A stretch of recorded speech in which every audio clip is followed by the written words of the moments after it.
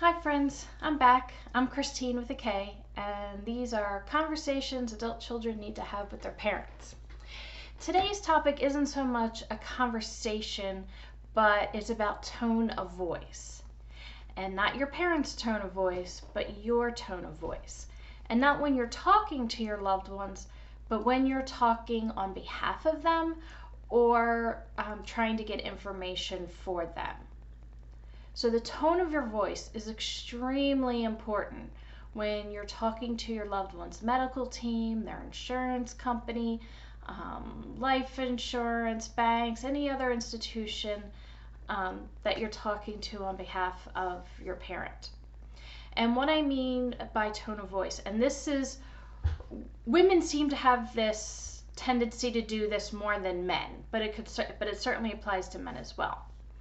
You need to speak with confidence even when you're asking a question. So don't make statements with a questioning end, like, my mom is refusing to eat most food. Okay, you call her primary care doctor to say mom's not eating. Are you telling them that or are you asking them that? So you need to speak with confidence without the question Lil at the end. I'm calling to make an appointment. Mom is just not eating nearly enough during the day. I'd like to talk to Dr. Jones about it, please. Just like that. And sometimes you need to practice. I was doing it and I didn't even realize I was doing it until a friend of mine, Darla, and I worked with her for a while as her administrative assistant. I would call clients and potential clients for her, and she could hear my tone of voice.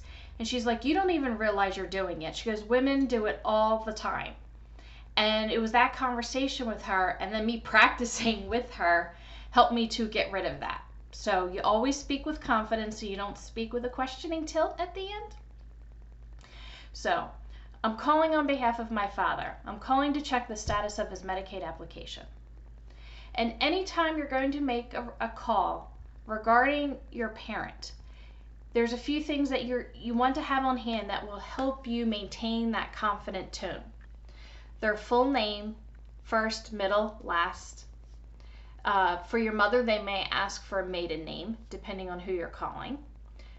Birth date with their year. Depending also who you're calling, you may need their social security number. And if they have a patient number, or like if you're working with a social worker, if they have a case ID, something like that. Any identifying information, you want to have that.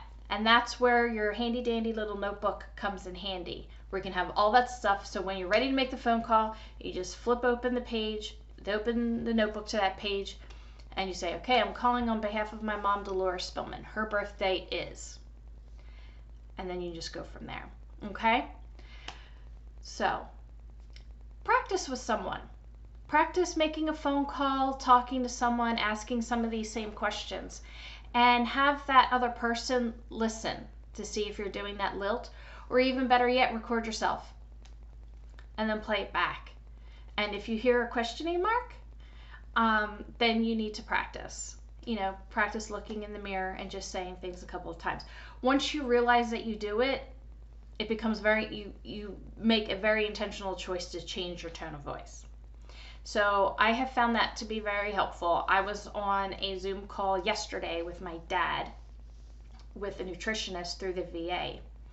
And my dad is having some trouble speaking because of jaw pain that he's having. So I would have to repeat his answers because it was hard to translate through Zoom.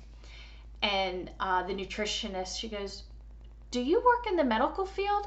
I said, no, my mom did for over 35 years. I learned a lot from you. She goes, well, you really sound like you know what you're talking about, like you sound like you're in the medical field. I was like, well, I've had a lot of experience as a caregiver and watching other caregivers, so I've learned the lingo, but it's also the tone of voice. It's the confidence. Okay? So that's just my little tidbit for today. Have confidence in what you're saying. Believe in it, because you are your parent's advocate. If you don't fight for them, nobody else will. All right? So you can do this, my friends. Practice looking in the mirror. Practice speaking confidently. And I promise you, it'll pay off big time. All right? So until we see each other again, TTFN, ta-ta for now.